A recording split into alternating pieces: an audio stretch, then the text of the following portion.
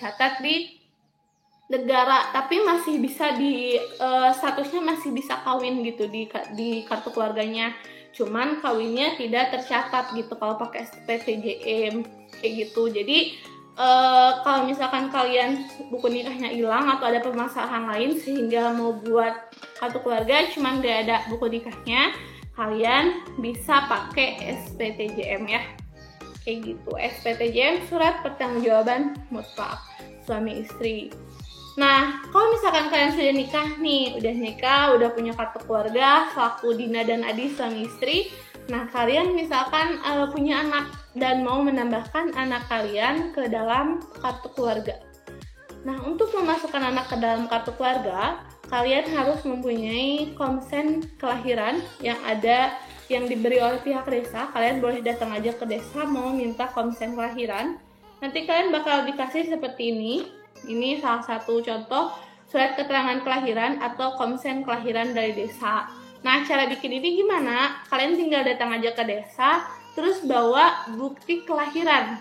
Bukti kelahiran dari pihak rumah sakit ataupun bidan, ini terserah gimana kalian lahirannya di mana. Nanti ada data seperti misalkan namanya siapa, tanggal lahirnya, terus juga waktu lahirnya, berat, yang kayak gitu pokoknya ada di pihak rumah sakit atau bidannya nanti diisi gitu. Nah, nanti baru kalian bisa mengajukan ke desa untuk membuat komsen kelahiran yang seperti ini. Ini biasanya komsen kelahiran dari desa itu warna hijau kayak gitu. Nah, kalau misalkan udah ada komsen kelahiran nih, kalian boleh langsung aja mengajukan penambahan anggota baru di kartu keluarga ke kecamatan. Jadi nanti kalian bisa datang aja ke kecamatan dan bilang mau membuat atau menambahkan kartu keluarga baru. Kayak gitu. Nah, kalau misalkan kalian udah nikah nih, udah punya kartu keluarga baru, nah kalian mau buat KTP, misalkan mengganti status perkawinan di KTP itu menjadi kawin gitu. Nah, kalau misalkan kalian mau bikin status perkawinan menjadi kawin, kalian tinggal ajukan aja KTP-nya tapi dengan kartu keluarga yang baru yang statusnya sudah kawin gitu. Jadi kartu keluarganya, karena teman-teman harus tahu bahwa pembuatan KTP itu berdasarkan atau dasar sumber datanya itu dari kartu keluarga. Contohnya misalkan mau statusnya jadi kawin, nah itu juga sama dari kartu keluarga. Atau misalkan jadi cerai, terus tanggal lahir dan lain-lainnya juga sama, itu pengajuannya didasarkan atau bersumber dari kartu keluarga gitu. Jadi kalau kalian membuat KTP dari belum kawin menjadi kawin, ya kalian buat dulu kartu keluarganya yang di dalamnya itu sudah kawin di kartu keluarganya. Jadi nanti kalian bisa gampang buat bikin KTP-nya kayak gitu.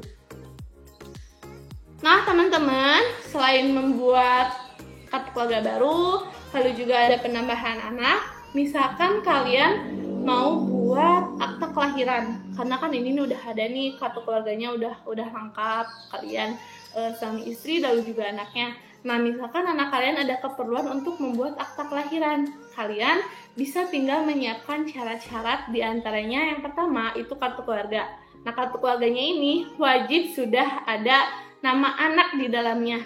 Jadi nggak bisa kalau pengajuannya itu di dalamnya itu cuman ada suami sama istri gitu, nggak ada nama anaknya. Nah, itu nggak boleh, nanti pengajuannya bakal ditolak gitu karena datanya nggak ada di kartu keluarganya gitu nanti.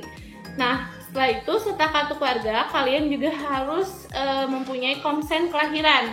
Nah, jadi biar sekalian aja, misalkan ya kalian udah memasukkan nama anaknya ke kartu keluarga dan juga kalian mau bikin akta kelahiran, ya kalian tinggal siapin aja gitu. Tadi kan kartu keluarga udah dibuat nih, nah komsen kelahiran juga udah minta. Nah, kalian sekalian bikin surat keterangan kelahiran untuk permohonan akta kelahiran ke desa. Jadi sekalian aja kalau misalkan kalian mau bikin komsen kelahiran, nah kalian juga bisa sekalian minta dibuatkan surat keterangan kelahiran. Nah, untuk surat keterangan kelahiran, ini kan kalau komsen yang tadi warna hijau ini, di dalamnya cuma ada nama, hari, tanggal, dan data-data lain, cuman sedikit. Nah, kalau di surat keterangan kelahiran ini, di sini lebih lengkap. Dimulai dari data bayi atau data anaknya, data ibu, ayah, lalu juga pelapornya siapa, dan juga ada saksi 1, saksi 2. Nah, ini ya contoh surat keterangan kelahiran. Jadi kalian bisa minta sekalian gitu ya. Udah minta konsen ya sekalian aja sama surat keterangan kelahiran gitu, biar nanti si pembuatan akta kelahiran ini bisa lancar gitu tanpa harus bolak-balik ke desa kayak gitu. Nah, setelah itu selain kartu keluarga, konsen kelahiran, surat keterangan kelahiran, nah selanjutnya kalian juga harus menyediakan buku nikah atau misalkan kalau nggak ada tadi sudah dijelasin ya SPTJM. Nah, setelah itu juga kalian harus menyediakan KTP ayah dan ibunya, suami istri. Lalu juga yang terakhir ini penting banget untuk nyediain atau menyiapkan KTP saksi. KTP saksi 2 orang. Karena di surat keterangan kelahiran juga nanti kalian diminta untuk mengisi data saksi. Di bawah biasanya ada data saksi, saksi 1 dan saksi 2. Untuk data saksi ini, kalian di sini di dalamnya ada nik, nama lengkap, terus ada umur, jenis kelamin, pekerjaan, alamat gitu.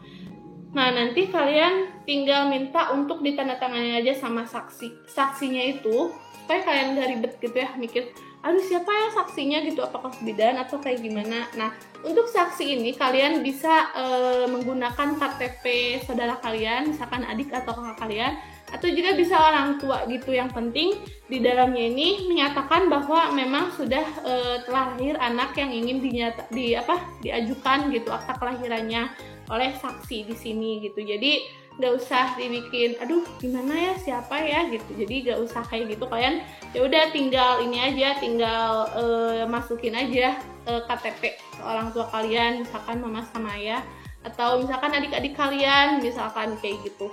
Yang penting KTP dari saksi ini sudah elektronik, gak boleh KTP yang masih jadul, karena kalau KTP yang jadul itu belum terdaftar ini datanya kayak gitu ya.